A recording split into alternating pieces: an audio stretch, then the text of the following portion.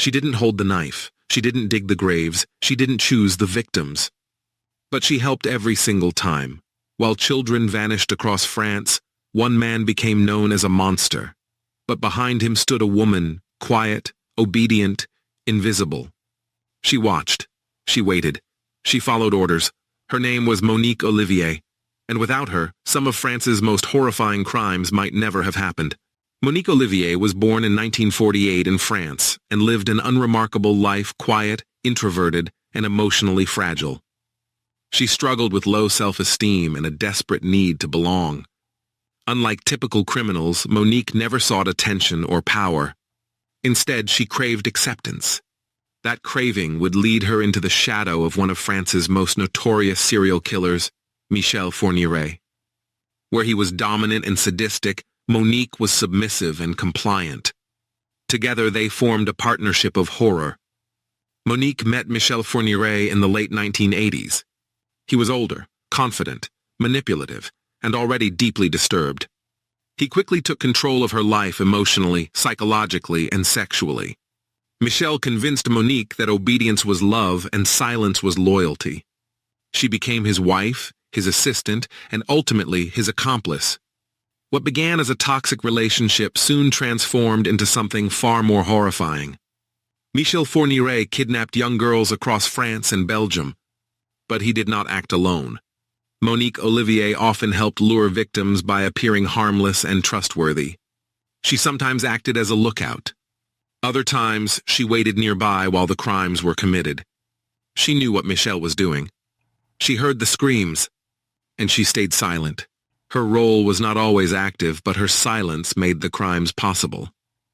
Between the late 1980s and early 2000s, multiple girls were abducted, raped, and murdered.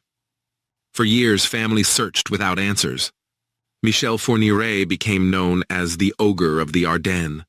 But only later did investigators realize how crucial Monique Olivier's role had been. She cleaned evidence. She provided alibis. She stood by him even after learning that innocent children had been tortured and killed. Monique Olivier's case raised disturbing questions. Was she a victim, or was she a willing accomplice? Psychologists described her as emotionally dependent, submissive, and deeply manipulated. But courts would later argue that dependency does not erase responsibility. She had multiple chances to report Michel. She did not.